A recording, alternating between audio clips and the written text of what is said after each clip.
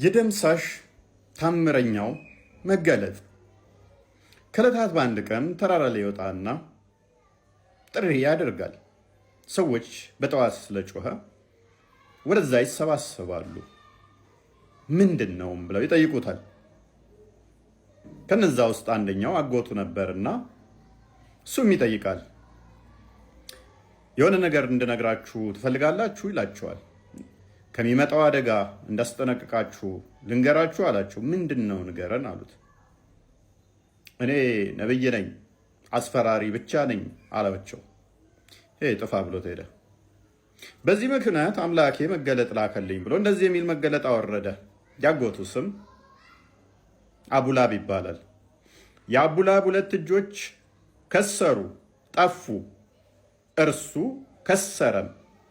ከእርሱ ገንዘቡና የሚያፈራው ሁሉ ምንም አልጠቀመውም። የመንቀልቀል ባለቤት የሆነችን እሳት በእርግጥ ይገባል። ሚስቱም እንጨት ተሸካሚ ስትሆን በአንገቷ ላይ ከጭርት የሆነ ገመድ ያለባት ስትሆን የሚል መገለጥ አምላክ የነገረኝ አላቸው። በጣም ይመስጣል አይደለ? ታሪክ የአቡላብ እጆች ጠፉ፣ ከሰሩ፣ እሳት ይገባል። ሚስቱ እንጨት ተሸካሚ ነች፣ አንገቷ ላይ ጭርት ያለባት ስትሆን የሚል መገለጥ መጣልኝ አላቸው ማለት ነው። ይህ ታሪክ ደምሳሽ ያልነው የአብደላ ልጅ ሙሐመድን ነው። ሙስሊሞች ነቢይ ብለው የሚከተሉት ደምሳሽ ያልንበት ምክንያት ሳሂህ ቡኻሪ 35-32 ላይ ሙሐመድ 5 ስሞች አሉኝ አለ። ከነዛ ውስጥ አንዱ አይ አም አልመሂ ስሩሁም አላህ ዊል ኢሊሚኔት ኢንፊዳሊቲ አልመሂ ይባላለውኝ አንዱ አለ። ይሄም ትርጓሜው በእኔ አላህ ሙስሊም ያልሆኑትን የሚደመስስበት ስሜ ነው ወይም የሚያስወግድበት የሚያጸዳበት ነው አለ። ይሄ ስለ አቡላብ ስድብ የወረደው ሚስቱንም የሰደበው ሃይማኖት ነውን? እንግዲህ ከ114ቱ አንድ ምዕራፍ ሙሉ ስድብ ነው። ነጋ ጠባ ሙስሊሞች የአቡላብ ሚስት እንጨት ተሸካሚ ነች፣ አንገቷ ላይ ጭርት ያለባት፣ አቡላብ ሁለት እጆቹ ከሰሩ ጠፉ እያሉ ነጋ ጠባ ይሉታል ማለት ነው። አንድ ሰው ሳትሞቱ ገና እንደዚህ ብሎ ቢያመጣባችሁና ነብይ ነን ቢላችሁ ምን ትሉታላችሁ? እንግዲህ ይሄ የአላህ ቃሉ ዘላለማዊ የሆነ ፍጡር ያልሆነ ብለው የሚያምኑት ነው። ሜይ ቢ አላህ ይወርዳል የሚለውን አንቺ እንዴት ትረጃዋለሽ? አየሁ አላህ በቂያማ ሰዓት የሚወርደውን ደግሞ የሆነ ማስረጃ ልስጥክ፣ ዝም ብለን ከምንለፈልፍ።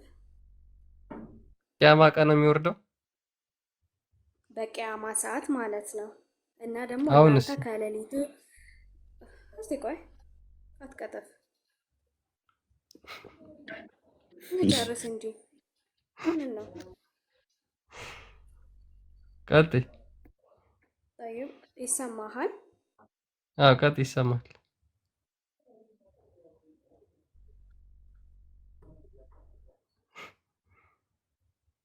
ተመለሽ። ቀጥይ፣ ሀሳብሽን ግለጭ፣ ችግር የለውም። ነው ተወጣሽ፣ አይሰማንም። እሺ ቆይ መረጃ ከሆነ ንገሪን፣ ችግር የለውም። ካሌለሽም ንገሪን። ሀሳቡን ካወቅ ነው መረጃ ያለው ከሆነ እናውቀዋለን። ሀሳብሽን ግለጭ፣ ችግር የለውም። በሷሂ ሙስሊም ላይ አልሙስሊም ልል ነበር። እዛ ክፈተው ቆይ ምን በሐዲስ ሚል ማለት ነው። አላህ እንዴት አንተ ይወርዳል አላህ መች ነው የሚወርደው ስትለን ነበር። እና እንዴት ነው አላህ እጅ አለው ላልከው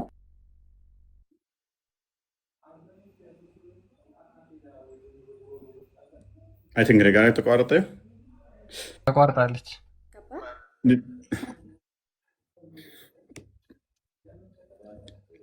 እህታችን አይ ቲንክ ኔትወርክሽ ጥሩ አይመስለኝም። ኔትወርክ መሰለኝ ወይ ኔትወርክ ሪች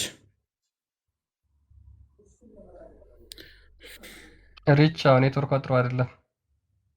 ኔትወርክሽ መሰለን እየተሰማን አይደለም። እያወራሽ ከሆነ የእኛ የሚሰማሽ ከሆነ የአንቺ እየተሰማን አይደለም።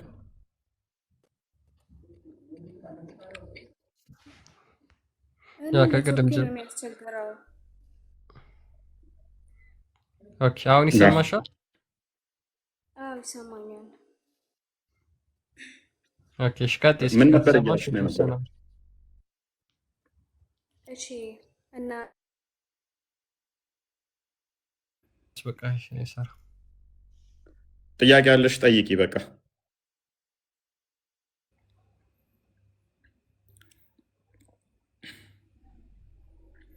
ጥያቄ ካለሽ ሀኑኒ እና ቢንት ጥያቄ ካላችሁ ጨረስን። በቃ እንጨርሳል።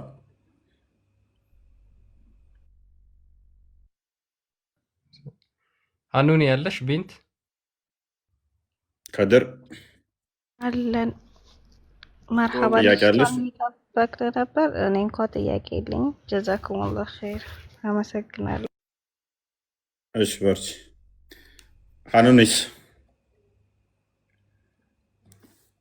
ምንም ጥያቄ የለኝም። ለመማር ነው የገባሁት። ከዚህ በኋላ እማራለሁ። እሺ በርቺ።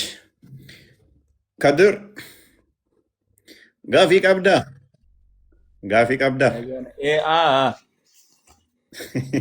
ምንድን ነው? ከአንተ ጋር ደግሞ እስኪ በመጨረሻ እንጨቃጨቅ። ምን ላይ ነው ጥያቄ? ብዙም አይደለም፣ ትንሽዬ ነው። ኦኬ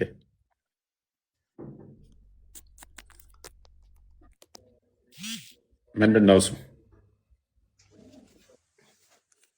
ጥያቄው የሚከብድ ከሆነ በኦሮምኛ እናደርግና በድብቅ እንመልሳታለን። ከዛ ካልቻልኩኝ ኤክስኩዝ እላለሁ ትላለህ። እንዳጨምቀኝ መጨረሻ ላይ። ቀጥል፣ ጥያቄ ነው። እስቲ ስለ ስላሴ ንገረኝ። እስቲ ስለ ስላሴ ስለ ስላሴ አሁን ሰፊ ኮንሰፕት ጥያቄ ጠይቀ ትንሽ ነው ትላለህ። ኦኬ ስለ ስላሴ ብዙ ጊዜ ላይ ይሄ ጥያቄዎች ይነሳሉ። ለሙስሊሞች ብዙ የሚከብዳቸው ጥያቄም ይሄ ስለሆነ ማለት ነው። የመጀመሪያ እኛ ምንድነው እሱ ፈጣሪ ማንንም አይመስልም ብለን እናምናለን። ማንንም አይመስልም፣ በምንም አይመሰልም። ሎክ ማንንም አይመስልም፣ በምንም አይመሰልም ብለን እናምናለን። ስለዚህ አሁን ብዙ ጊዜ ላይ ሙስሊሞች ጥያቄ የሚሆንባቸው ስላሴ የሚለው ጥያቄ እንዴት ሶስት አምላክ እኮ የምታመልኩት የሚለው በጣም አይምሯቸውን ይይዛቸዋል ማለት ነው። አንድም ሶስትም ሶስትም አንድም ምንድን ነው እንዴት ነው የሚለው በጣም ይከብዳቸዋል። ምክንያቱም እነሱ የሚያስቡት ምንድነው እሱ እዚህ ጋ አሁን ከድር አለ፣ ሀኑኒ ያለች፣ ክርስቲያን አለ። እንደዛ ሶስቱ ደግሞ አንድ እንዴት ይሆናሉ? ምክንያቱም አንድ ሲደመር አንድ ሲደመር አንድ ሲደመር ሶስት ጊዜ ሶስት ነው የተማርነው። ይሄ ኤሌመንታሪ ላይ ኢጅማውን ኢጅማ ታውቃለህ፣ ስምምነቱ ማለት ነው። እሱን ሂሳብ ይዘውት ይመጡትና ነገር ማለት ነው። ያ አንድ ማለት እቺ አንድ እኔ ለምሳሌ አንድ እባላለሁ ብለን ተስማምተን ነው። አስቀድሞ ሰዎች እፎይ መቶ ይባል ቢሉ መቶ ነበር የምባለው። የቁጥር መጀመሪያ መቶ ይባል ቢባል መቶ ነኝ አይደል? ኢጅማ ስለሆነ ኢጅማ ፍጡር ነው አይደል? ሰዎች የተስማሙበት ነው፣ የሰዎች ሀሳብ ነው።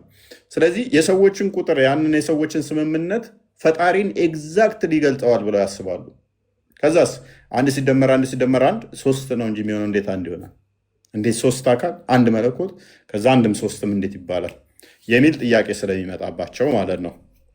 ስለዚህ እኛ ምን እናምናለን መሰለ ከድር አምላካችን ቃል አለው ብለን እናምናለን። በደንብ አስብ። አምላካችን ቃል አለው፣ ሚዩት አይደለም። ቃሉ ደግሞ እንደኔና እንዳንተ ድምፅ አይደለም፣ በአየር ላይ የሚፈስ አይደለም። ያ ቃሉ የአምላካችን ቃሉ ፈጣሪ ነው፣ መፍጠር የሚችል ነው፣ ፐርሰን ነው፣ እኔ ማለት የሚችል ነው፣ ማስገኘት የሚችል ነው። እንደኔና እንዳንተ እንደዚህ ድምፅ የጩኸት በዌቭ ሄዶ በአየር ላይ ፈሶ የሚጠፋ አይደለም፣ አካላዊ ነው ብለን እናምናለን። ስለዚህ አምላካችን ቃል አለው። ቃሉን ልጅ ብለን እንጠራለን። ከሱ የተገኘ ከሱ የሚወጣ ከሱ የተወለደ ነው እና ቃሉን ምን ብለን እንጠራለን? ልጁ ብለን እንጠራለን። ስለዚህ አምላካችን ምን አለው? ቃል አለው። ያንን አንድ አካል ብለን እንጠራለን።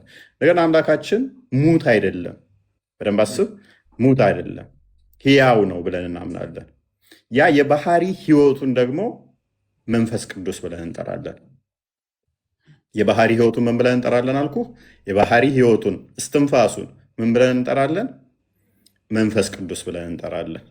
ስለዚህ አምላካችን በደንብ አስብ። አምላካችን ምን አለው? ቃል አለው።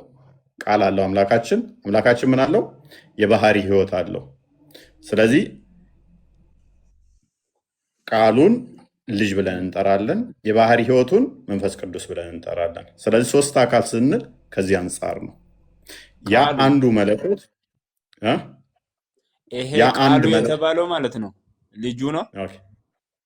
ልጅ ብለን አካላዊ ነው እንጠራለን። ልጁ። ለምሳሌ ያ አካላዊ ነው ስንል ሎክ እንደዚህ ቦዲ እጅ ምናምን የሚዳሰስ የሚታይ ምናምን ማለት አይደለም። አካላዊ ነው ስንል ምን እያልን ነው እኛ? እኔ ማለት ይችላል፣ የሚፈጥር የሚያስገኝ እያልን ነው። ብቻውን ቃሉ ቃሉ ፈጣሪ ብቻውን ነው። ያስገኛል። ቃሉ ፈጣሪ ነው። ያ ብቻውን ያ ብቻውን ብቻውን ያስገኛል። ኦኬ፣ ተነጥሎ ከአባቱ ተነጥሎ ከባህሪ ህይወቱ አዎ ተነጥሎ ነው። ምክንያቱም ሎክ ምን ብለን እናምናለን? አንዱ በአንዱ ህልው ናቸው ብለን እናምናለን። ከአብ የተነጠለ ኦኬ፣ የተለየ የራሱ ከአብ የተለየ አይደለም። የባህሪ አባቱ ማን ነውና ልቡ አባቱ ከእሱ የተለየ ስልጣን የተለየ ፍቃድ እንደዛ የለውም። እንደዛ ከሆነ ምን ይሆናል መሰለ? እናንተ ጋር ያለው አምላክ በእሱ ዘንድ ሌላ ቢኖር ኖሮ በሚፈጥረው ሁሉ በተለያየ ይላል አይደለ? አይ ቲንክ ሱራ አልአንቢያ 93 ምናምን አያ ላይ ይመስለኛል። እሱ ይመጣ ነበረ። እኛ እንደዛ እናምነው። ሎክ ከባህሪ ህይወቱ የተለየ ያለ ህይወቱ እንዴት ሊፈጥር ይችላል? ከህይወቱ ተለየ ካልከኝ እኮ ህይወት የለውም እያልከኝ ነው። ልጅ ቃሉ አካል ከህይወቱ የተለየ አላቸው። አይደለም። ሶስቱም አካል አላቸው አይደል? ሶስት አካል አለ። ያ ሶስቱ አካል ግን አንዱ በአንዱ ህልው ናቸው። አንዱ በአንዱ ህልው ናቸው። እንደ ሰው ሎክ ሶስት አካል ሲባል አንተ አለ፣ እኔ አለው፣ ክርስቲያን አለ። እንደዚህ ሶስት የተነጣጠልን ቁጭ ቁጭ ያልን አይደለንም። ስለዚህ አስገኙ ማን ነው? ዋና ከነሱ አባት ነው ቃሉ ነው አስገኙ። ኦኬ፣ አስገኝ ስትል የመቀዳድ አንዱ ተገኝቶ ቅድሚያ ከዛ ሌላኛው የሚያስገኝ አባት ይቀድማል አይደል? እንደ ከልጅ እንደዛ ማለት አይደለም። አባት ስንል ያለ ጊዜ ያለ ቦታ ያለ ሰዓት ለቅጽበት እንኳን ያለ መለየት አንድ ናቸው። አንዱ ቀድሞ ተገኝቶ አንዱ እንደዛ አይደለም። ምክንያቱም ሎክ አባት ያልሆነበት አብ ዘመን ጊዜ ሰዓት ቅጽበት የለም። አብ ያለ ቃሉ የኖረበት ዘመን ጊዜ የለም። ዘመን ከተፈጠረ ዘመን ከመፈጠሩ ደግሞ አስቀድሞ እርሱ ያለ ቃሉ የኖረበት የለም። ያለ ባህሪ ህይወቱ ህይወት ሳይኖረው አምላካችን የነበረበት ዘመን የለም። የባህሪ ህይወቱን ነው አንድ አካል ያለው። ያለ ህይወቱ የኖረበት ዘመን ስለሌለ ማን ከማን ይቀድማል ተብሎ አይባልም። ቃሉ ተለይቶ ምድር መጣ አይደል? እንደ ኢየሱስ ሆነ አይደል? እንደ ምድር መጥቶ ኢየሱስ ሆነ አይደል? እንደ ቃሉ ተለየ አይደል? ኦኬ፣ እሱ መገለጥ ላይ እናወራለን። ነገር ግን አሁን ኦንቶሎጂካሊ በኩነት ነው እያወራን ያለ ነው። በስጋ የተገለጠው ማን ነው? ቃሉ ነው። ለምሳሌ አላህ ቃል አለው ብለህ ታምናለህ አንተም አይደለ? ተለይተዋል ግን ቆይ ቃሉ ችግር የለውም። ቆይ ቃሉን አላህ ቃል አለው ብለህ ታምናለህ። እሺ ቃሉ ፍጡር ነው። ድምፅ እንትን ነው፣ ንግግር ነው፣ ንግግር። ስለዚህ እንደኔ አላህ ይናገራል ማለት ነው። ለምን አይናገርም? ይናገራል። አመሳሰልክ ማለት ነው። ምን አመሳሰልኩ? ስላነጋገረ እሺ ቁርአንን ምን ብለህ ነው የምታምነው? ቁርአንን እሺ ችግር የለም። ቁርአን ፍጡር ነው። ትእዛዝ ነው፣ ያላ ትእዛዝ ነው። ፍጡር ነው። ትእዛዝ ፍጡር አይሁን ይሁን አልተነገረኝም። ያልተነገረኝ ነገር ላይ አላወራም። አራቱም መዛቦች ፍጡር አይደለም ብለው ነው የሚስማሙት። ፍጡር ነው የሚል ካለ ይከፍራል ነው የሚስማሙት። ኤኒዌይስ ግን ያ ትእዛዙ ከመምጣቱ በፊት አላህ ዘንድ አለ የለም? ቃሉ እንዴት አላህ ዘንድ ነበር አልነበረም? ይሄ እንትኑ ቁርአን እዚህ የተጻፈውማ አልነበረም። እዚህ የተጻፈው ነው እንጂ ወረቀቱን አይደለም ያልኩ። ትእዛዙ ቃሉ አላህ ዘንድ ነበር አልነበረም? ነበረ የሚል አላየሁትም። ያልነበረ ነው እናንተ ጋር የነበረው አሁን የመጣው ትእዛዝ ሰጠን። እኛ ከተፈጠርን በኋላ ትእዛዝ ተሰጠን። ያ ትእዛዙ አስቀድሞ ነበር አልነበረም አላህ ዘንድ? እኛ ሳንፈጠር እኛ ሳንፈጠርማ እንዴት ትእዛዙ ይኖራል? እኛ ከተፈጠርን በኋላ ነው እንጂ አዎ። ስለዚህ አላህ የሆነ ሰዓት ላይ ነው ትእዛዝን ራሱ ላይ አፕላይ አድርጎ ከዛ ወደ እናንተ የሰጣችሁ ማለት ነው።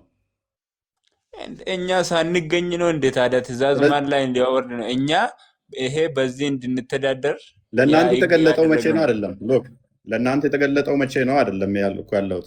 ስለዚህ ለአላህ ራሱ ቀን ይቆጠርለታል እያልከኝ ነው። ለአላህ ዘመን እንዴት? የሚቆጠርለትና በዚህ ዘመን እንዲህ የሚያደርገው ከዚህ ዘመን በኋላ እንደዚህ ተብሎ አላህ ራሱ እንደዛ አለው ማለት ነው። በታይም ውስጥ የተገደበና ታይም ገበርን የሚያደርገው ነው። እንደዛ ከሆነ እኔ አሁን ሰው እንደዛ ስትሆን ያለው ሎክ ሰው ስትሆን ታሪክ አለ አይደለ? ያለፈ ታሪክ። እም፣ አሁን ደግሞ እኔ እናንተ እያወራን ነው። ይሄንን ጊዜ ታውቃለህ፣ ያለፈ ጊዜ አለ። ይሄ ጊዜ ደግሞ እኔ እናንተ የምናወራው አለ። ወደፊት ደግሞ ተስፋ የምታደርገው ታይም አለ አይደለ? እሺ ፈጣሪ የትኛው ድንበር ላይ ነው ያለው? ፈጣሪ ያለፈውን ነው የሚያስበው ወይንስ የፊቱን ነው ወይንስ አሁን ያለውን ነው የሚያውቀው? ሁሉን አዋቂ ነው። በሁሉም ላይ እሱ በፊቱም የኋላውም ያሁኑም አንድ እንዳየኸው አይነት እዛ ፖይንት ላይ ነው ያለው አይደለ? እሱ እንዴት ሁሉን አዋቂ ነው?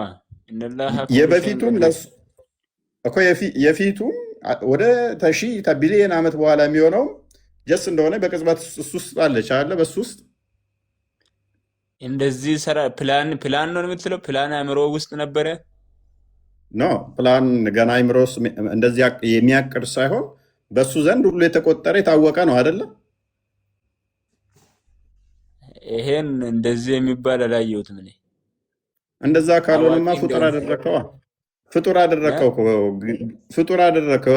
የሆነ ነገር እንዴት? ኮዝ ሲያደርግ ለዛ ነገር መፍትሄ የሚያመጣ የሆነ ነገር እያሰበ የሚያውቅ ከሆነ እውቀቱ ራሱ ፍጡራን ላይ ዲፔንደንት ይሆናል ማለት ነው። እንዴት? ቆይ ጥገኝነቱ ሎክ ምን ይሆናል መሰለ? ለምሳሌ አንተ በቀላሉ እንዴት ላስረዳ መሰለ? የሆነ ረጅም ፊልም አስብ። የሆነ ፊልም አለ፣ የአንድ ሰዓት ፊልም። ኤግዛምፕሉ አብሶሊት ነው እያልኩ አይደለም፣ ጀስት እንደ ኤግዛምፕል ውሰደው። አንድ ፊልም ስታይ 30 ደቂቃ ያህል ላየህ፣ የአንድ ሰዓት ፊልም ነው እንበል። 30 ደቂቃ ያህል ስታይ መሀል ላይ ደርሰሃል ፊልሙ ላይ አይደለ? ከ30 ደቂቃ ከ9 በፊት ያሉትን አይታቸዋል። አሁን 30ኛውን እያየህ ነው። አሁን መሀል ላይ ነው ያለኸው። የፊቱን በተስፋ ነው የምጠብቀው ምን ሊፈጠር ይችላል እያልክ፣ ያለፈው ደግሞ እንደ ታሪክ ታውቀዋለህ አይደለ? አሁን አየህ፣ ታይም ለእኛ እንደዚህ ነው የሚሰራው። ታይም የምንቆጥረው ከኛ አንጻር ነው። የሆነ ሪፈረንስ አለን። ከዚህ ጀምሮ እንደዚህ፣ ከዚህ በኋላ እንደዚህ እያልን የምንቆጥረው አለ። ፊልሙን አይ በቅጽበት እንደዛ አይደለም። ቆይ አንዴ ፊልሙን በፈለገበት ጊዜ ነው የሚሰራ።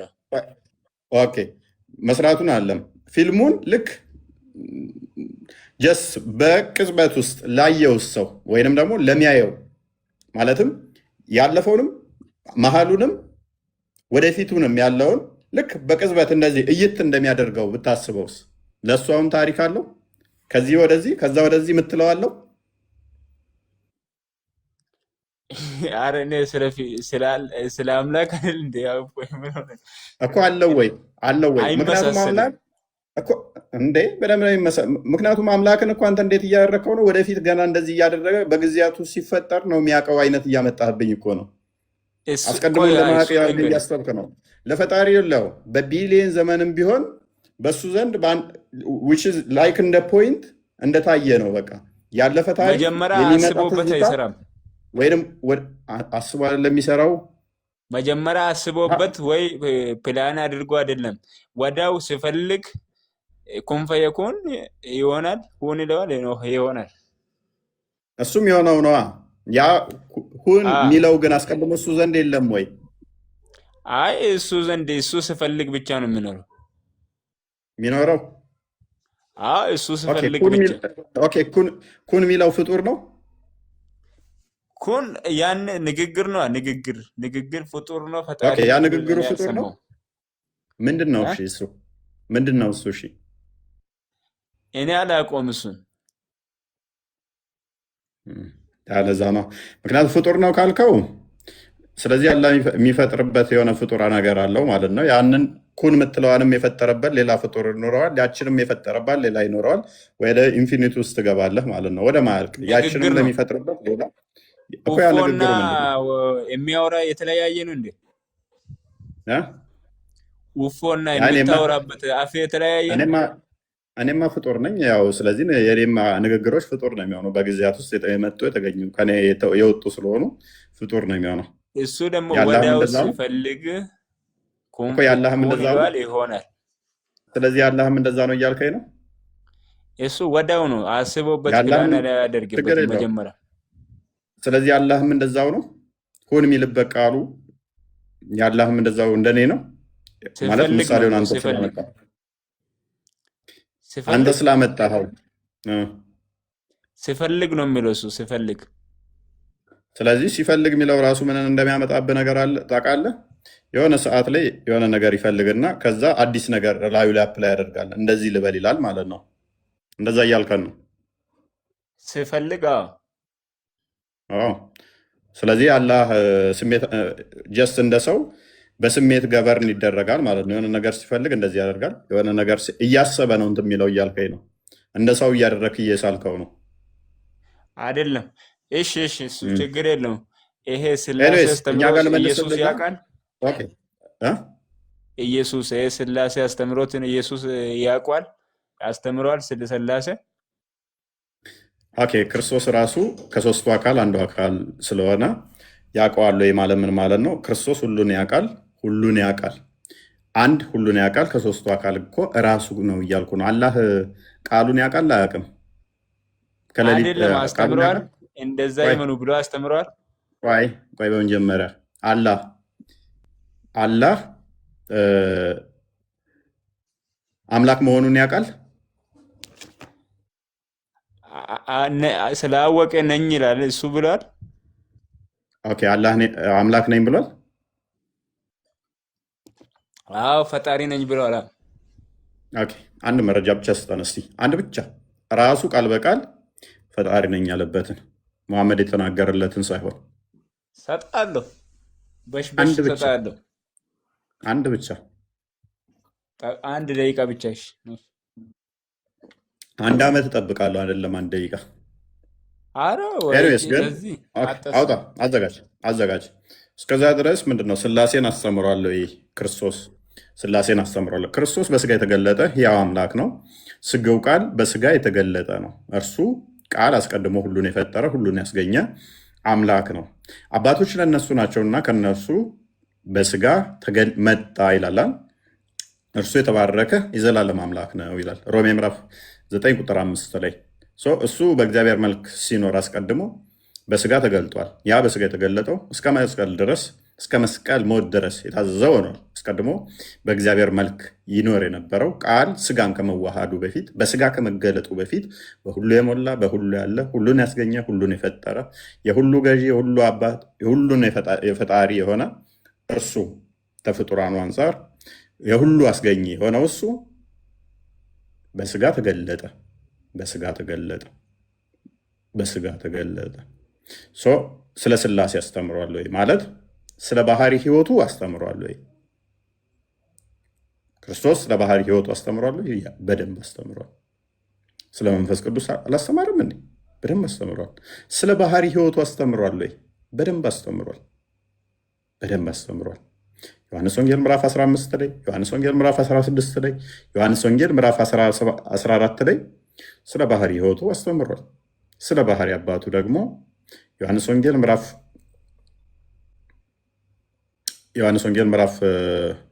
10 ላይ ከቁጥር 27 ጀምሮ እስከ 30፣ ማቴዎስ ወንጌል ምዕራፍ 16 ከቁጥር 13 እስከ 20 በደንብ አስተምሯል። ዮሐንስ ወንጌል ምዕራፍ 8 ላይ ከቁጥር 50 ጀምሮ እስከ 60 በደንብ አስተምሯል። ዮሐንስ ወንጌል ምዕራፍ 5 ላይ ከቁጥር 17 እስከ 18 በደንብ አስተምሯል። ስለ ባህሪ አባቱ ስለ አባቱ ማለት ነው። አባቱ ስለ ልጁ አስተምሯል ላይ በሚገባ ማቴዎስ ወንጌል ምዕራፍ 3 ቁጥር 17፣ ማቴዎስ ወንጌል ምዕራፍ 17 ከቁጥር 1 እስከ 5 አባቱ ስለ ልጁ አስተምሯል። ዕብራውያን ምዕራፍ 1 ከቁጥር 1 እስከ 14 በደንብ አስተምሯል።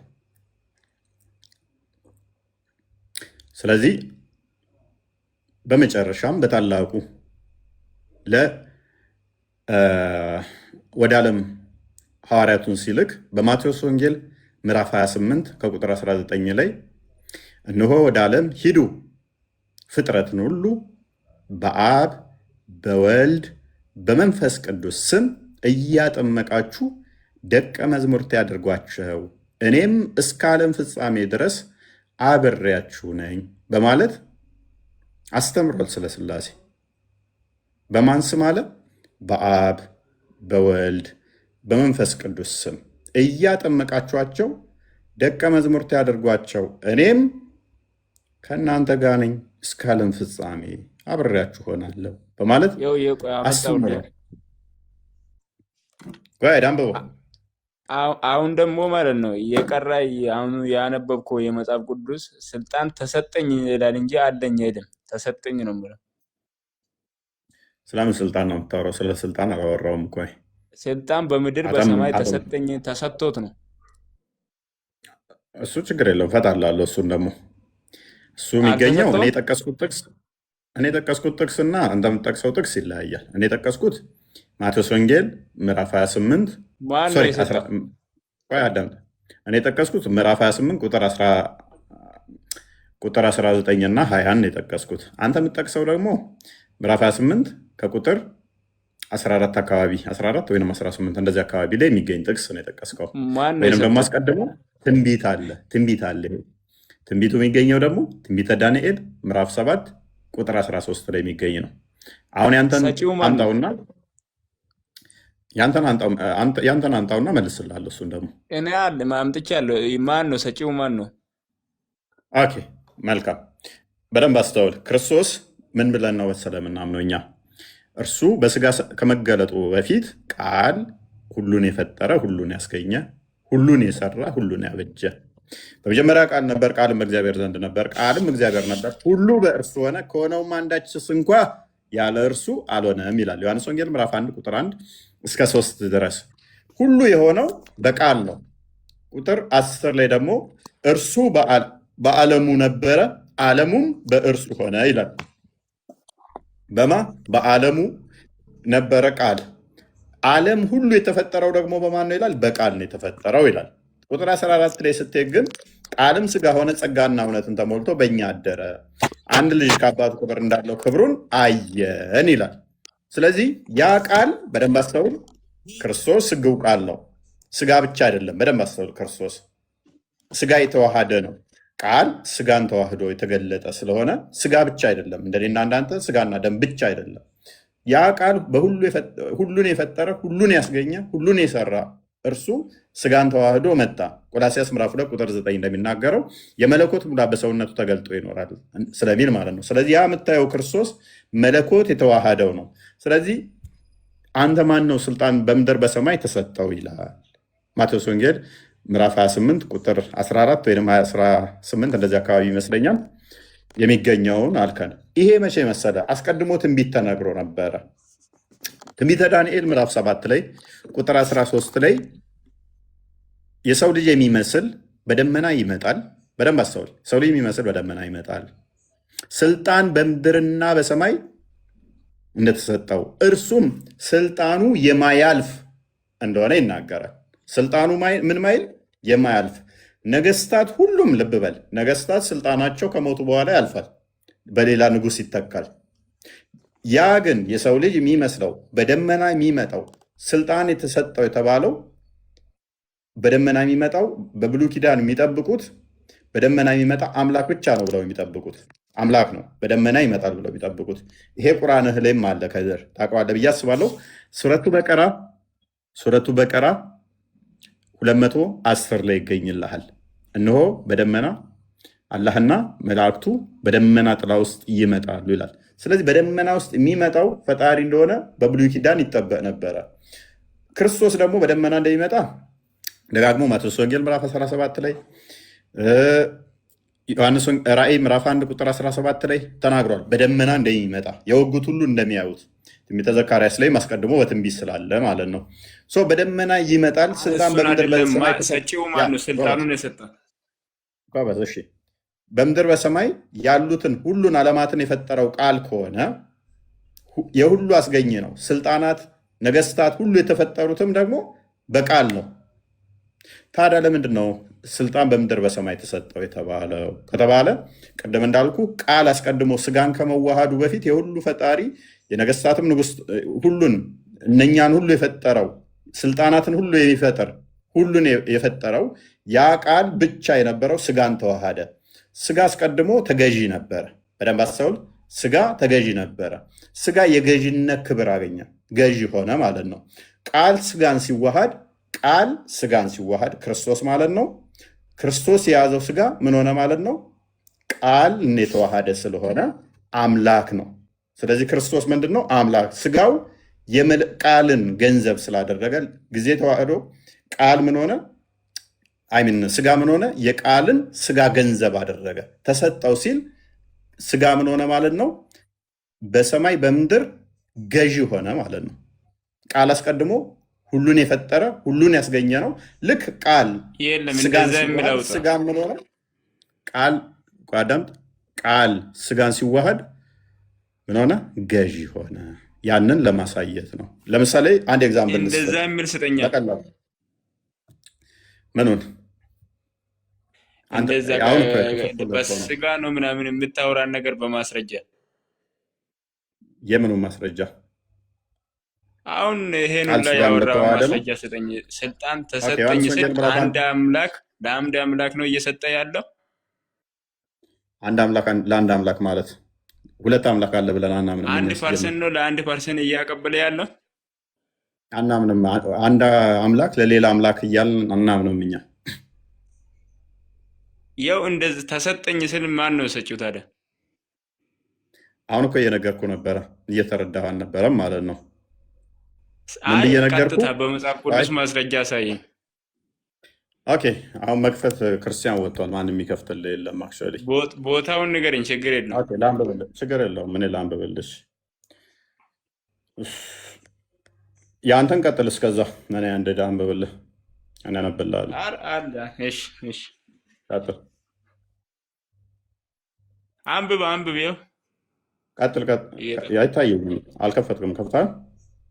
አረ የራስን አስረዳኛ። መጀመሪያ የጠየቅኩህ እንዴ? ከፍትላለሁ። ከኔ ውጭም የለም ይላል። ምኑ ነው ከኔ ውጭም የለም የሚለው? ሌላ አምላክ እኮ። ችግር የለውም። ታዲያ እኛ ከሱ ውጭ ሌላ አምላክ አለ ብለን እናምናለን እንዴ? ክፈት እስከዛ። አንተ ከሱ ውጭ ሌላ አምላክ የለም ብለህ ታምናለህ? ከማ ውጭ? ካለ ውጭ ሌላ አምላክ የለም ብለህ ታምናለህ? እሱን እኮ ነው ማስረጃ የጠየቀኝ እኮ። ክፈት፣ ማስረጃውን ክፈተው። እሺ ችግር የለም ከፍትላለሁ። መጀመሪያ አውጣና አንድ አምላክ ነው ለአንድ አምላክ እያቀበለ ያለው ወይስ ማን ነው ሰጪው? ተቀባዩስ ማን ነው?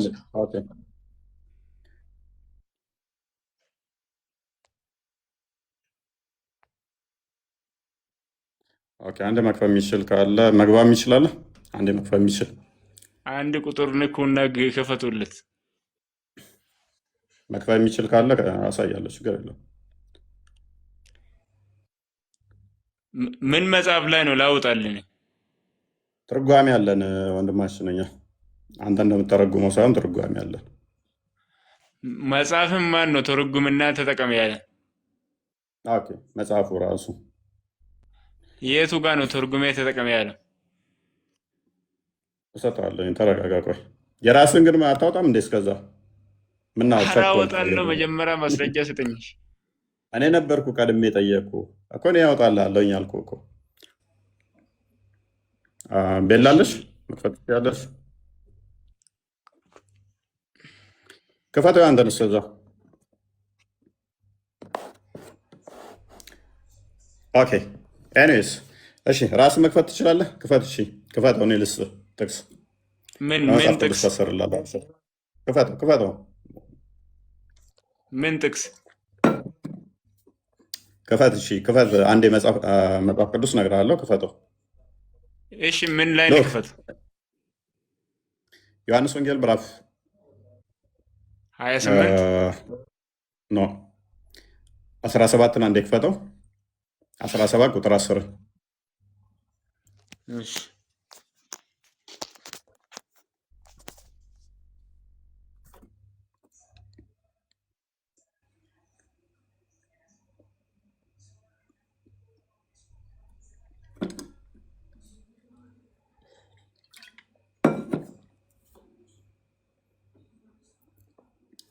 ትርፍ ስልክ የለም አንተም አንተ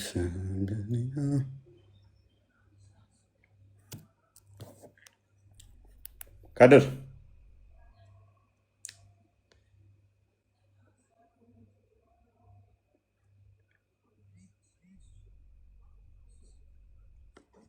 ትርፍ ስልክ የለም።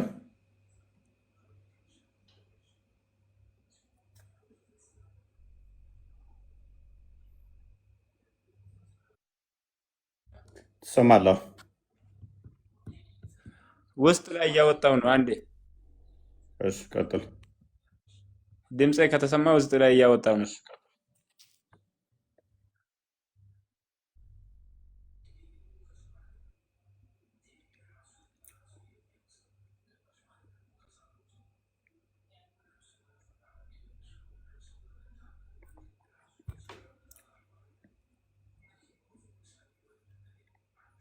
አኑኒ እስከዛ ጥያቄ አለሽ?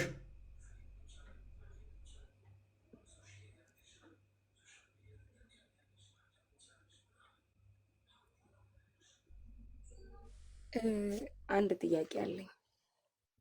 ቀጥሽ።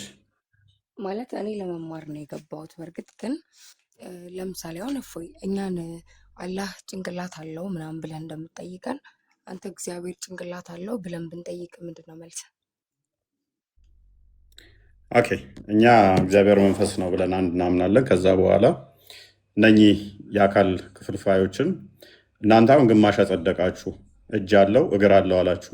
ከዛ በኋላ ወይም ሙሉ ማጽደቅ የተሻለ ነበረ፣ ሎክ ሙሉ ማጽደቅ የተሻለ ነበር ወይንም ከዛ ክፍልፋይ ታጸድቁና ያም ደግሞ በቂያማ ቀን የሚታይ ነው፣ ውጭ አስቸጋሪ ማለት ነው።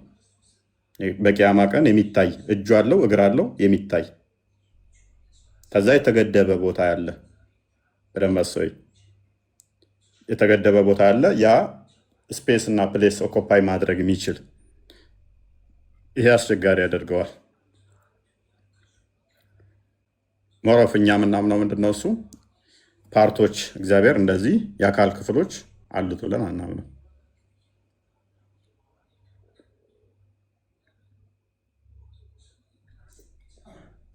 ሞሮፍ ግን እንደውም አሉት ካላችሁ እናንተ ሁሉም አለው ቢል ደግሞ የተሻለ ነበረ። ሜይ ቢ ፖይንት ማግኘተሽ ከሆነ አሁን እጅ አለው አላችሁ፣ ከዛ እግር አለው አላችሁ፣ ጭንቅላት ግን ነው፣ አንገት ነው፣ ፊት አለው።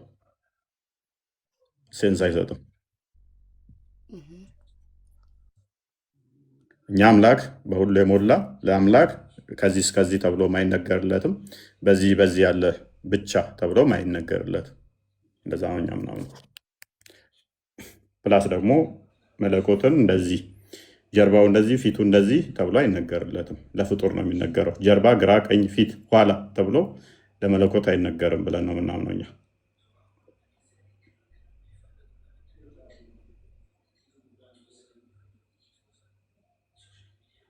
አንዴ ቤላ ካለሽ ነይ አንዴ ግቢልኝ፣ መረጃ ልስጠውና ያየሁሽ መስሎኛል። በመጽሐፍ ቅዱስ ልፈስርላት ችግር የለው። እኔ በመጽሐፍ ቅዱስ ፈሰርላለሁ ችግር የለብኝም፣ ትርጓሜ ሳልጠቀም። ክርስቲያን እያለ ብጠይቀኝ አሪፍ ነበር፣ መረጃ እሱ ስለሚከፍት።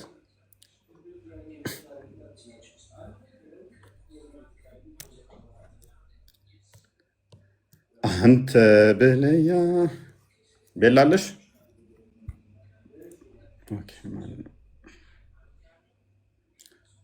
የሀባሾች ጥያቄዎች ከዋብያዎች ይለያል። ጎበዝ ናቸው፣ ያደንቃቸዋለሁ። ሀባሾችን ባይዜ መክፈት ትችላለህ ወንድማችን። አዎ ያለኝ ትርጓሜዎችም ስላሉ ችግር የለውም። ምን ላይ ነው የፈለገው? ትርጓሜዎችም አሉ። መልካም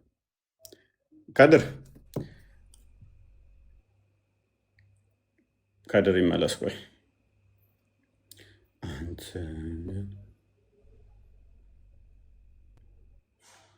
ሌላ ጥያቄ ያለሽ አኑኒ? ወደ ላይ አላወጣ ብሎኝ እኮ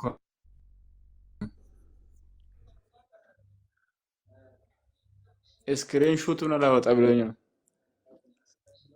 በቃ ተመለስ። ይሰማል ችግር ድምጼ? የለም። ይኸው አውጡ። ይኸው ኦኬ፣ ምን እናውጣለን? ማን እንደሰጠው ስልጣኑ ማን እንደሰጠ ኦኬ፣ አንዴ ክፈትልኝ ወንድማችን። በርሄን አይዶን ነው ስምህ ከተሳሳት ብርሃን ነው የሚለው ብርሃን። ብርሃን አዎ። ኦኬ፣ አንዴ ትንቢተ ዳንኤል ምዕራፍ 7 ላይ ይገኛል ክፍሉ። ከዛ ጀምረህ ና በቃ ተመለስ። ከድር እዚሁ ይከፈትላል። እሺ ተመልሻለሁ። ያ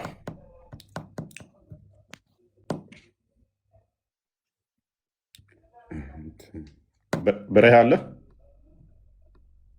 ምዕራፍ 7 ካሜራውን አብራል። በኮምፒውተር ነው ግን ያ ካሜራ ካላበራማ በስልክ እንደ ስልክ አይታይም። በኮምፒውተር ነው። እስኪ ሞክረው ነው ከፍታለሁ ብለን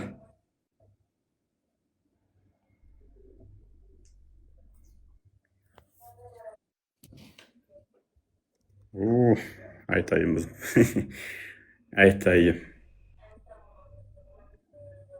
ለእኔ። ኤኒዌይስ ክርስቲያን እንትና በቃ ነገ እንዲቴል እዚህ ላይ እናብራራላለን። በደንብ አዳም ጥቅሶ ልስጥ። እሺ ትቀበላለህ? ተቀበለ። ያስ ከድር አውቃለሁ፣ ንገረኝ። እኔ እንደዚሁ አውቃለሁ።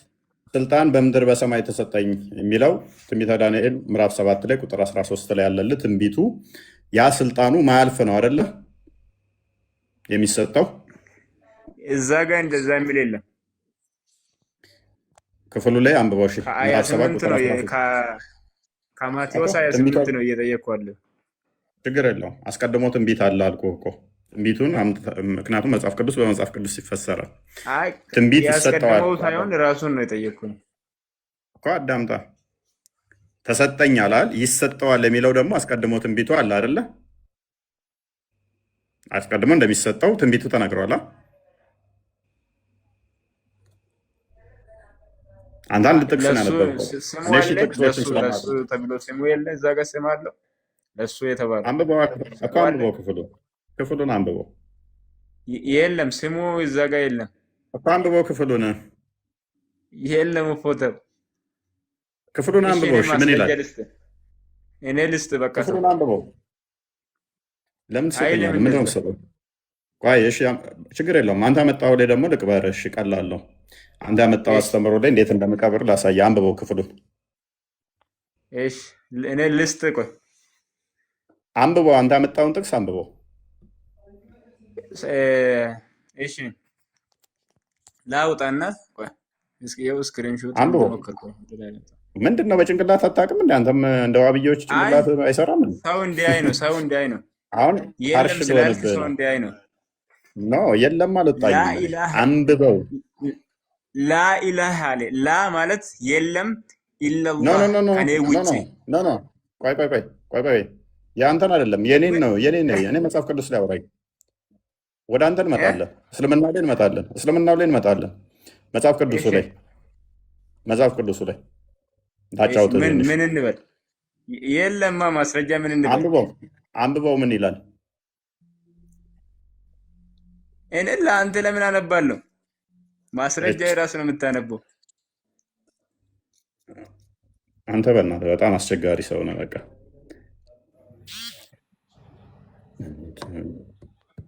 ፊልጵስዩስ መክፈት ትችላለህ? ኦኬ፣ አንዴ ክፈትልህ።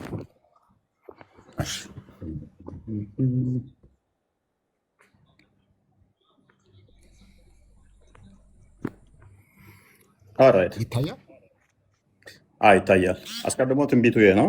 አንድ የሚት አድርግና አሁን ተማር እንትና እኛ ያው ከድር በአንድ ነቢይ ላይ የተመሰረትን አስተምሮ ሳይሆን ያለን በነቢያትና በሐዋርያት የተመሰረትን ነን። ስለዚህ ስለ ክርስቶስ ነቢያቶች አስቀድመው አስተምረው ነበረ። ስለዚህ ነቢያቶች ስለ ክርስቶስ ምን ብለው ነው ያስተማሩት? ምን ብለው ሰብከዋል? የሚል አስተምሮ ስላለ ነቢያቶች አስቀድመው እንዴት ነበረ ክርስቶስ የሚጠብቁት? ምንስ ብለው ትንቢት ተናግረውለታል? የሚለውን አንድ ትንቢተ ዳንኤል በትንቢቱ ላይ ምን ብሏል? የሰው ልጅ የሚመስለው በደመና የሚመጣው ምን ብሎ ተናግሯል? ቀጥል አንብበው አንብበው። ሚዩት እንትና ፊልጵስዩስ ቀጥል።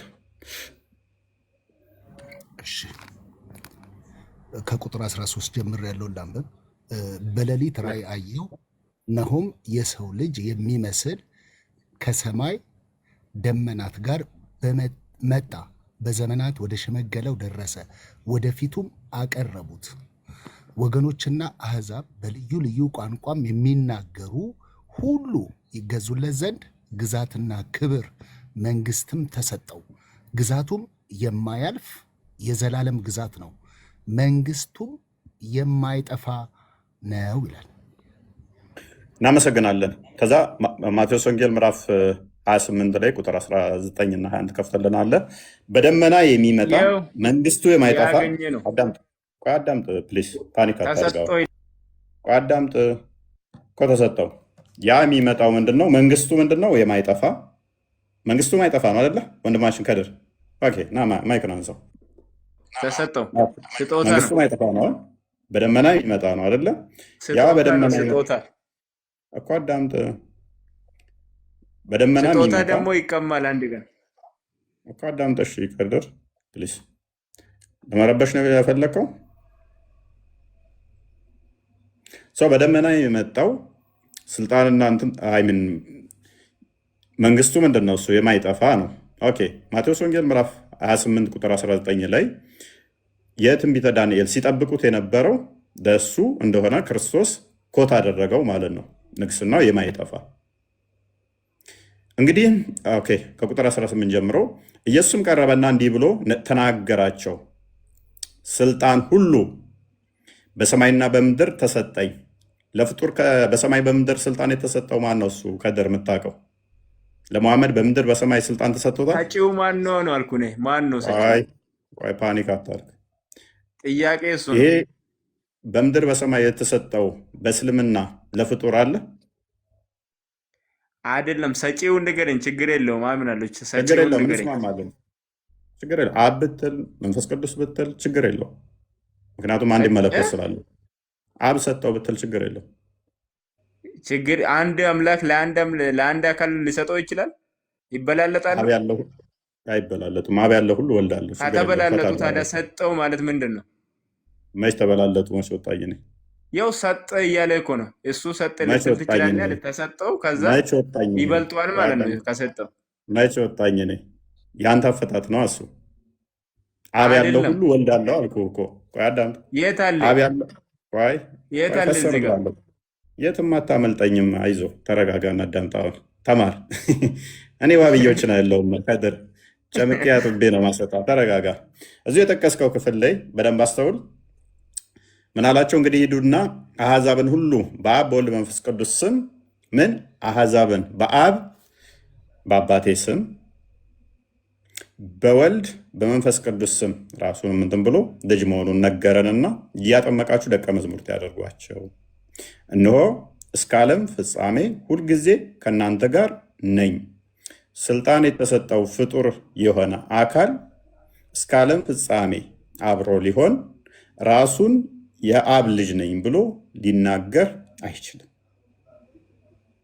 በእስልምና አላህ ልጅም ስለሌለው ሚስት ስለሌለው ከድር ሱራ 601 ላይ አላህ ሚስት ስለሌለው ልጅ የለውም።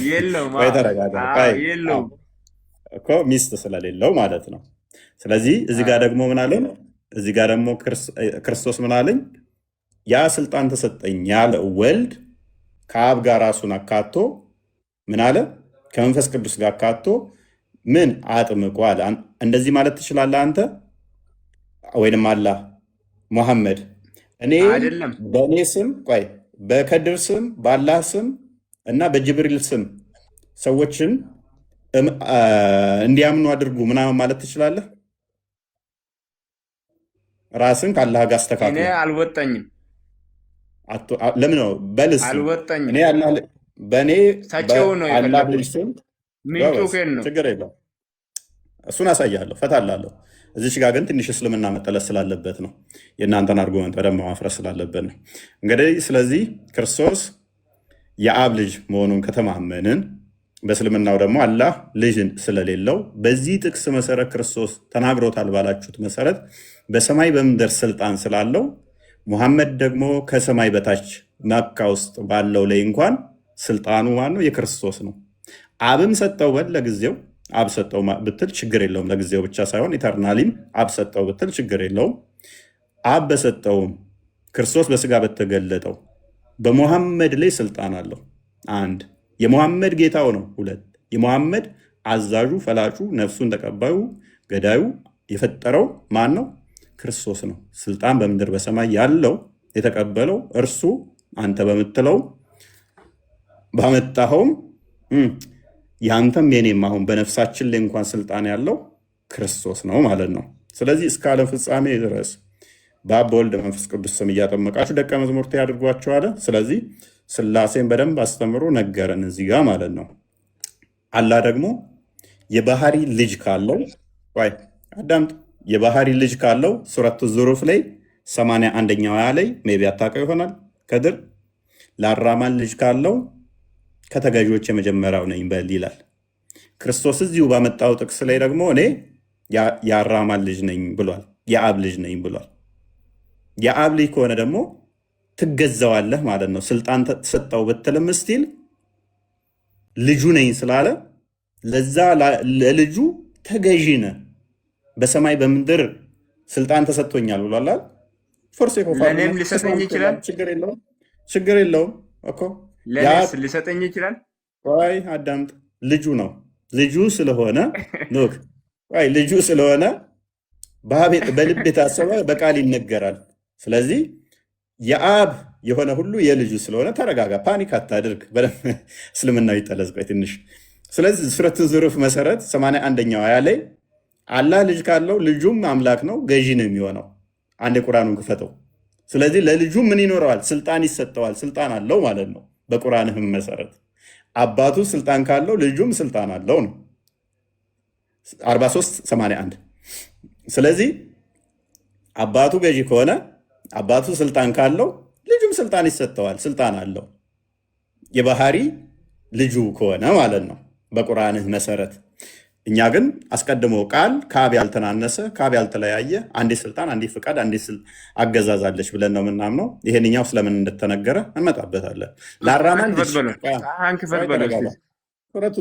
ሽንት ቤት ከተተው ቆይ ለጊዜው ለአራማን ልጅ የለውም እንጂ ቢኖረው እኔ ለልጁ የተገዢዎች መጀመሪያ ነኝ በል ይላል። አሁን ማይክን አንሳና ምን ማለት ነው ይሄ? ለአራማን ልጅ ቢኖረው የተገዢዎች መጀመሪያ ነኝ በል ማለት ምን ማለት ነው? ስልጣን ይኖረዋል ነው አይኖረውም ነው? ይገዛል። ቢኖረው ኖሮ ልጁም ስልጣን ይሰጠዋል ማለት ነው። ስልጣን ይኖረው ነበር ማለት ይሰጠው ነበር ማለት ነው። ልጅ ነው፣ እንደ ልጅነቱ መኖር አለበት። ልጅና አባት እኩል አይደሉም። ስልጣን አለው ማለት በአንተ አላህ እንደዛ ነው። በእኛ እንደዛ ባይሆንም በአንተ አላህ ልጁም ስልጣን ይሰጠዋል፣ ይገዛል። ስለዚህ ልጁ ከፍጡራን ጋር ይመሳሰላል።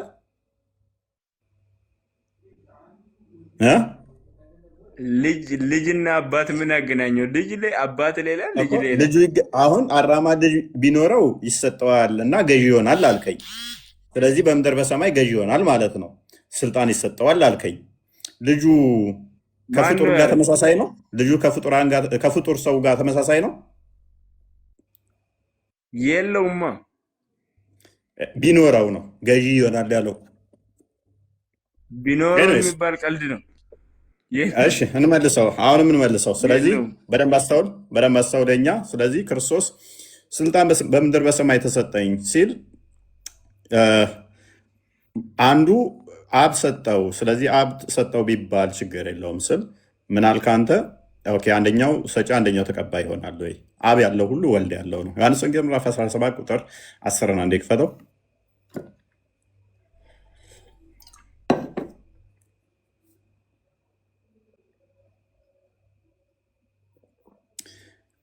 ይሄ ኦኬ ከሞቱ በኋላ ስለተነገረ ነው። ክርስቶስ ከትንሣኤ በኋላ ነው በፊት ነው ይህንን ክፍል የተናገረው? ከድር አስቀድሜ ልጠይቅ እስኪ። ከዛ በኋላ እኔ እሱን አይደለም ጥዬ ማቴራ አደርግሜ ማተር ያደርጋል። የእኛን ትርጓሜያችን አታውቅም ማለት ነው። የእኛን አረዳድ አታውቅም። እሺ ላቅልል። እሱ ነው የክርስቶስ ገዢነት እንደ ምድራን ፍጡራን ገዢ እንዳልሆነ ዮሐንስ ወንጌል ምዕራፍ 18ን አንብብ። ሪከመንድ ላድርግ። የእሱ ንግስናው፣ ጌትነቱ፣ አምላክነቱ ለፍጡራን ለሁሉም ነው እንጂ እንደ ምድራን ገዢዎች ዶክ አንተ እንደምጠብቀው በአራማ ልጅ ቢኖረው ገዢ ይሆናል እንደሚለው እንደ ፍጡራኑ እንደዛ አስበህ ስልጣን እንደዚህ ተሰጠው ሲል የሆነ ገዢነትን ጠብቀህ ተሆነ ከጲላጦስ ጋር ያለውን ኮንቨርሴሽን ምዕራፍ 18 ላይ አንብብ። ስለዚህ የኔ የሆነ ሁሉ የአንተ ነው፣ የአንተውም የሆነ ሁሉ የኔ ነው ይላል። አብ ሰጠው ቢባል የአብ የሆነ ሁሉ የወልድ ነው አይደለም? ወንድማችን ከድር ሰጪው ምንጩን ማወቅ ፈልጌ ነው። እኔ ከምንጩ መቅዳት ነው። የአብ የሆነ ሁሉ የወልድ ነው አይደለ? እዛ ጋር ነው የምናወራው። ማቴዎስ የአብ የሆነ ሁሉ የወልድ ነው አይደለ? የአብ የሆነ ሁሉ የወልድ ነው አይደለ? ማቴዎስ 28 ቁጥር 18 ላይ ነው የምናወራው። ሰጪውን እኮ እየነገርኩህ እኮ ነው። የአብ የሆነ ሁሉ የወልድ ነው አይደለ? እዛ ጋር እንደዛ የሚላለ ይኸው አንብበው። እዛ ማቴዎስ ይኸው አንብበው። ማቴዎስን ክፈቶ። አይ በቃ ደነቆርክ አሁን። ኤኒዌይስ ስለዚህ የአብ የሆነ ሁሉ የወልድ ነው፣ የወልድ የሆነ ሁሉ የአብ ነው። ታዲያ ያንኛው ክፍል ለምንድን ነው እሱ ስልጣን በምድር በሰማይ ተሰጠኝ ተብሎ የተነገረው? አንድም ሎክ ይሄ ተሰጠኝ ሲባል ተዋህዶ በኋላ የተነገረ ሳይሆን ጊዜ ተዋህዶ ልክ ቃል ስጋ ሲሆን በደንብ አስተውሉ። ቃል ስጋ ሲሆን ስጋ የመለኮትን የቃልን ገንዘብ አድርጓል። እሱን የሚያመለክት እንጂ ከተዋህዶ በኋላ ስልጣን የሚሰጠው ሆኖ አይደለም። ሰው ስለሆነ የተነገረ ነው። በስጋ ስለተገለጠ የተነገረ እንጂ ቃል አስቀድሞ ሁሉን የፈጠረ ሁሉን ያስገኘ እርሱ ስልጣን ከሌላ የሚቀበል ሆኖ አይደለም። የአብ የሆነ ሁሉ የወልድ ስለሆነ ማለት ነው። ስለ ስጋው የተነገረ ስለ ሰውነቱ የተነገረ ነው። ዮሐንስ ወንጌል ምዕራፍ 5 ቁጥር 17ን አንዴ ክፈተው እስኪ። ስለ ስጋው የተነገረ ነው። አንድም ደግሞ ስጋና ነፍሱ ከተለያየ በኋላ እንትንን እሱን ለመጠቆምም ነው። ኤኒዌይስ ቁጥር 27ን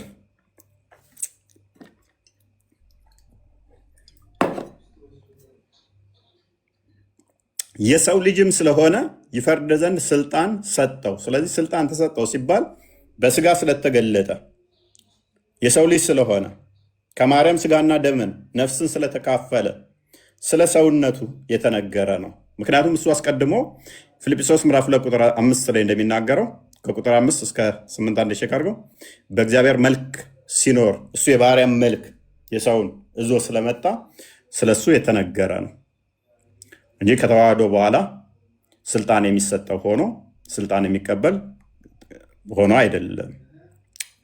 እርሱ በእግዚአብሔር መልክ ሲኖር ሳለ ከእግዚአብሔር ጋር መተካከልን መቀማት እንደሚገባው ነገር አልቆጠረውም። ነገር ግን የባሪያን መልክ ይዞ በሰው ምሳሌ ሆኖ ራሱን ባዶ አደረገ። በምስሉም እንደ ሰው ተገኝቶ ራሱን አዋረደ።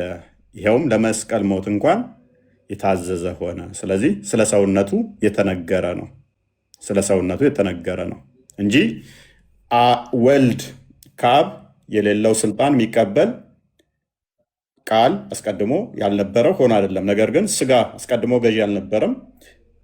ስጋ የቃልን ገንዘብ ሲያደርግ ተሰጠው። ጊዜ ተዋህዶ ያለችውን ቃል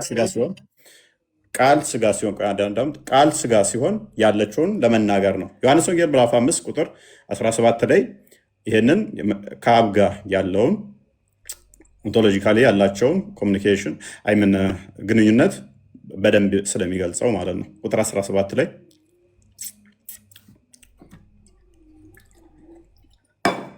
ኢየሱስ ግን አባቴ እስከዛሬ ይሰራል፣ እኔም ደግሞ እሰራለሁ ብሎ መለሰላቸው።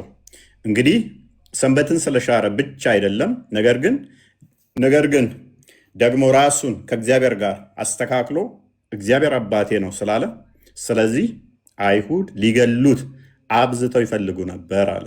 ስለዚህ አብዝተው አይሁዶች የሚፈልጉት ክርስቶስን ለምንድን ነው? ራሱን ከእግዚአብሔር ጋር አስተካክሎ ማን ከአብ ጋር ራሱን አስተካክሎ አባቴ እስከዛሬ ይሰራል አለ።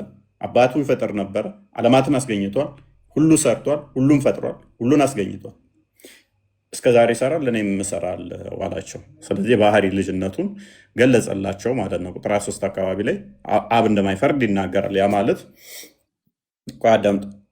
ስለዚህ ምንድነው እሱ ተሰጠው ሲባል ከስጋ አንጻር የተነገረ ነው።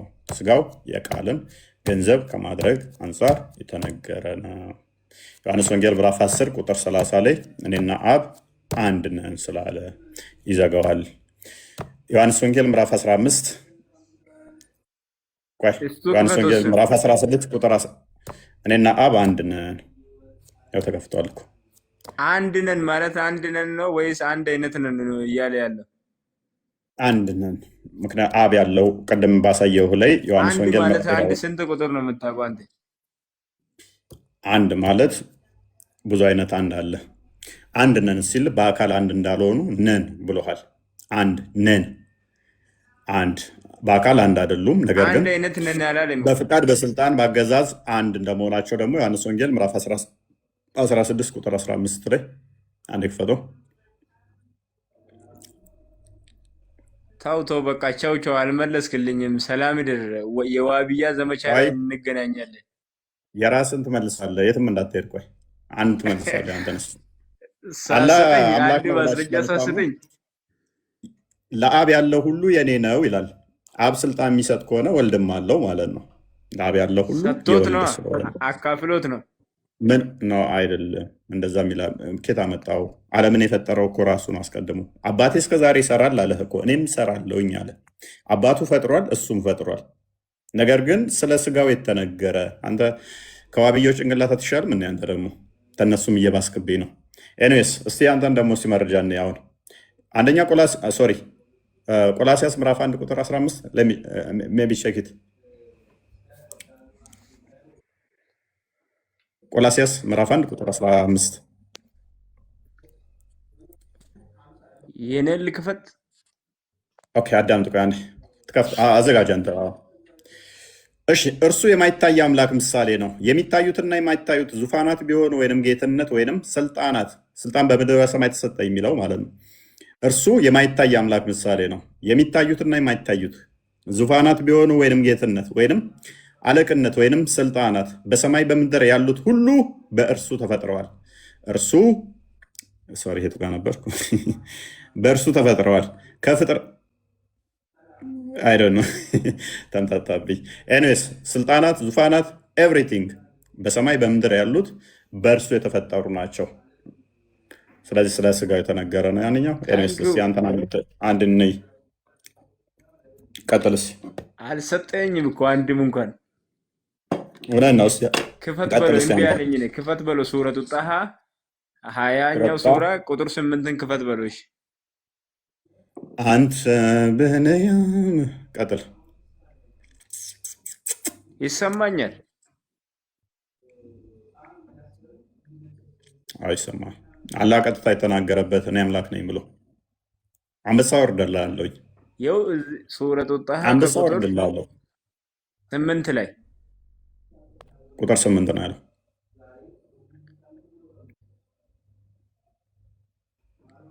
ቁጥር 8 ላይ ስቶፕ አድርጎ እስቲ ይኸው ምንድን ነው የሚለው? ላኢላህ ላ ከኔ ውጭ ማለት ነው። ላ ከኔ ውጭ አይደለም። ይሰማል? እሺ ቀጥል፣ ቀጥል። ኢለላህ ከኔ ውጭ ከኔ በስተቀር ወይ ከኔ ከእርሱ ውጭ ሌላ አምላክ የለም። እሺ አዎ ከኔ ውጭ ሌላ አምላክ የለም ብለናል። ይኸው ማነው ይህንን ያለው?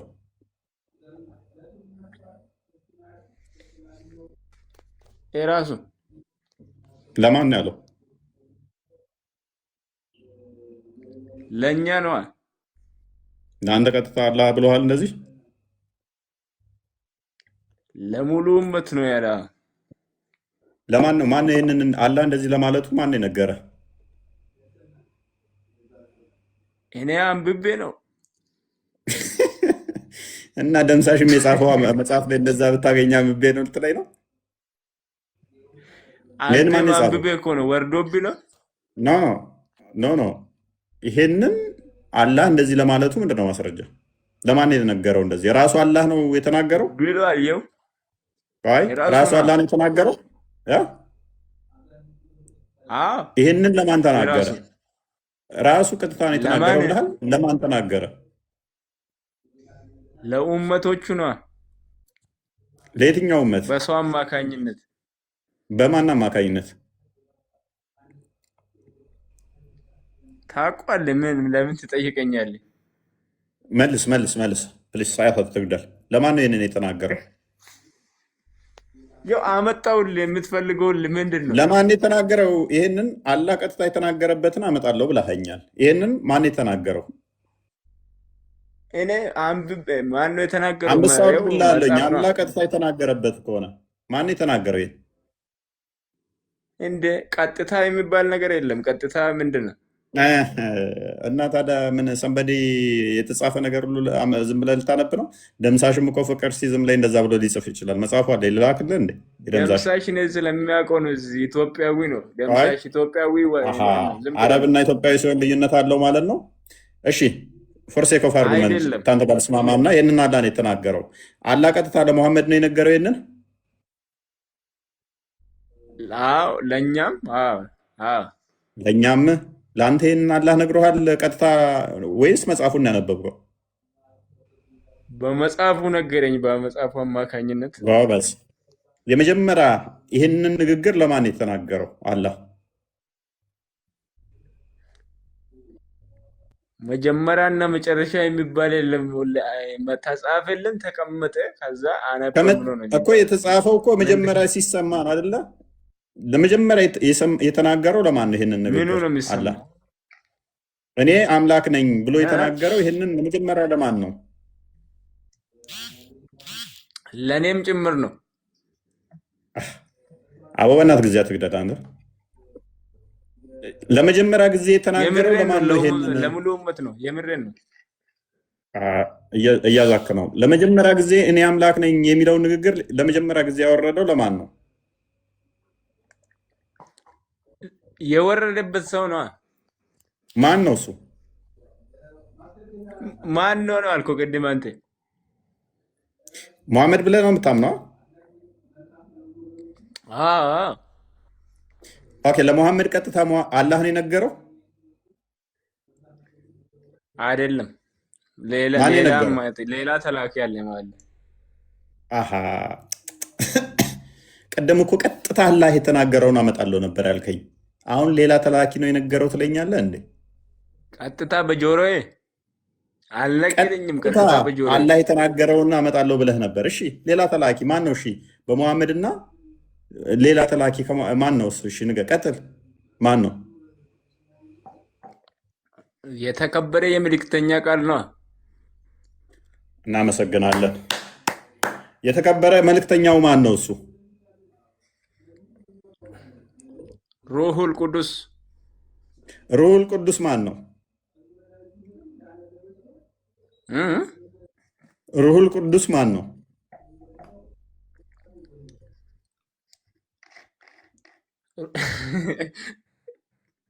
ምን ማለት ነው እኮ? ሩሁል ስሙን ቅዱስ እየነገርኩ እኮ ነው።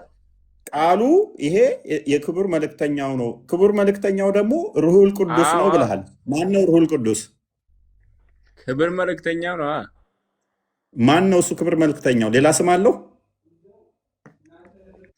ያው ነገርኩ እኮ ክብር ነው ስሙ። የተከበረ ክብር መልእክተኛ እኮ ስም እኮ አይደለም፣ ታይትል ነው። እና ልጅ ማለት ስም ነው እንዴ ታዲያ? አባት ማለት ስም ነው ክቡር መልእክተኛ ማን ነው? ሩሁል ቅዱስ ነው አልከኝ። ሩሁል ቅዱስ ማን ነው? ፍጡር ነው?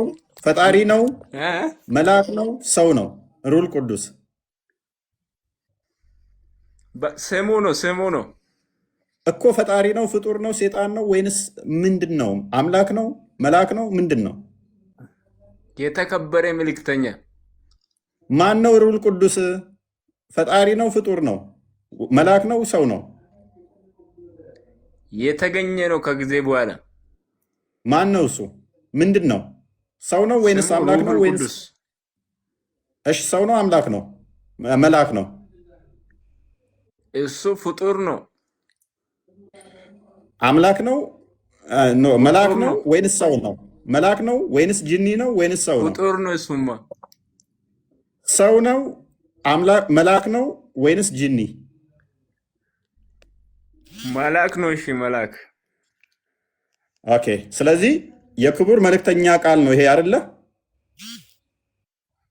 አዎ በእርግጥ እናመሰግናለን። እኔ የጠየኩ ያለህን ቃል እንጂ የመላእክት ቃልን አይደለም የጠየኩ። እናመሰግናለን። እሱ ከየት አምጥቶ ነው? ከየትም ያምጣው ራስ መለስክልን። ምን አልከን? እኔ ቅድም የጠየኩ ቀጥታ ያለህን ቃል ስጠይቅህ ይሄን አመጣህ። ከዛ ይሄ ቃል የማን ነው ስልህ የክቡር መልእክተኛው ቃል ነው። የመልአክ ቃል ነው አልከኝ። የሩል ቅዱስ ሌላኛ የቤት ስራ ልስጥህ። ሩል ቅዱስ የሚባል ዋሸው እንዴት ታዲያ? መልአክ ሩል ቅዱስ መልአክ ነው የሚባል ከ114ቱ ምዕራፍ ላይ አንድ ጥቅስ አታመጣም። ካመጣህ ያው አንበሳ ወርድልሃለሁ። አንበሳ አይደለም ድመትም አታወርድም። እኔ አልፈልግም። አንደኛው ነገር አታመጣማ። ስለዚህ ከአንተ ጋር ተስማምቻለሁ። ስለዚህ ያለህን ቃል ነው መረጃ የጠየቅኩ እንጂ የመልአክ ቃል አይደለም የጠየቅኩ።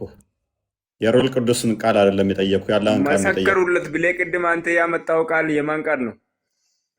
እኔ ያለህን ቃል ነው የጠየቅኩ። ክርስቶስ አምላክ ነው። የራሱን ንግግር ነው ያመጣውልህ። እናመሰግናለን። አውጣ። የእሱ ቃል አይደለም። የራሱን ቃል ነው ደጋግሜ ያሳየው። መጽሐፍ ቅዱስ ማታክ ከሆነ ነው እንጂ ማቴዎስ ወንጌል ምዕራፍ አንዱንም አልመለስክም። አታውቃቸውማ። ታላወቅ እኮ የድንቁርና እኮ አስቸጋሪ ነው። ማቴዎስ ወንጌል ምዕራፍ 28 ቁጥር 19 እስከ 20 ድረስ ያለው 18 እስከ 20 ድረስ ያለው፣ ዮሐንስ ወንጌል ምዕራፍ 17 ቁጥር 10፣ ዮሐንስ ወንጌል ምዕራፍ 16 ቁጥር 15፣ ዮሐንስ ወንጌል ምዕራፍ 10 ቁጥር 30፣ ዮሐንስ ወንጌል ምዕራፍ 5 ቁጥር 17 እስከ 18 ቀጥታ የክርስቶስን ንግግር ነው የተጠቀምት። ይበቃናል። መልካም አላችሁ። ቆይ ቀጥታ የክርስቶስ ዮሐንስ ንግግሮች ወንጌል ምዕራፍ 14 ከቁጥር 24 አውጣ እስቲ። የኔ አይደለም ብሏል። ምን ይጠቅማል ታዲያ? አባቱ ምን ይጠቅማል? ያ ቢሆነ ሁሉ የሱ ነው ብዬ ዘግቼብሃለሁ እኮ። ለማንኛውም ይበቃችኋል። እናመሰግናለን። ለማንኛውም ደህና ደር። ውረድ። አደረከኝ ዛሬ። ተባረክ። ቴንኪው በጣም አመሰግናለሁ። በመጨረሻ ላይ ያደርቀኛል ቃል እንትና ከድር ስ ሌላ ጊዜም ካለውኝ ከፍልላለኝ። አንድ ነገር ግን ከፈቀድክልኝ 2 ደቂቃ ወይ 1 ደቂቃ ስለ ስላሴ ምስጢረ ስላሴን በደንብ ለማስረዳት መሞከር ምችል ከፈቀድክልኝ ነው። ሰዓት ሄዶብኛል። መተኛት አለብኝ።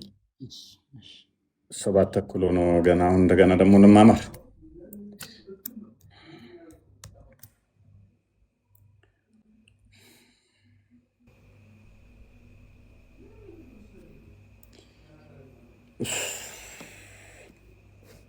እና ሰዎች እሺ፣ የክብር መልእክተኛን ቃል አሁን ተከተሉ በደንብ።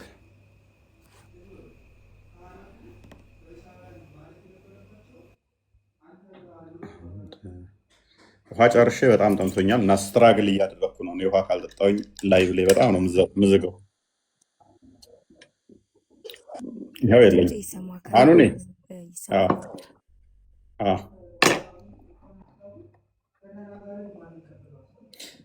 ሰዓት ግን ሄደውብናል። አሁን ጥያቄ ቅድም ጨረስኩ ብለሽ ነበር።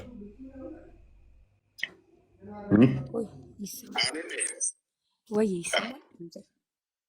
ትሰሚያለሽ? አላህ አምላክ ለመሆኑ ለመጀመሪያ ለተናገረው ሰው ብለህ ጠይቀህ ነበረ። አሁን ልመልሽ ነው። አሁን ደከመን። ሶሪ ያ አይመጣም። አኑኒ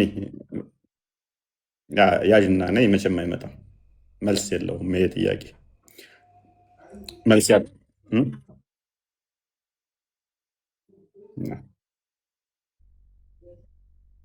ያ አይ ነው በሰርች ብቻ ሳይሆን ውስታዞቻችሁን ይመልሱትን ስለማውቀው ያ መልሱ አይሆንም። በቃ በቀላሉ ልንገርሽ እኛን ነገ ያዥና ነኝ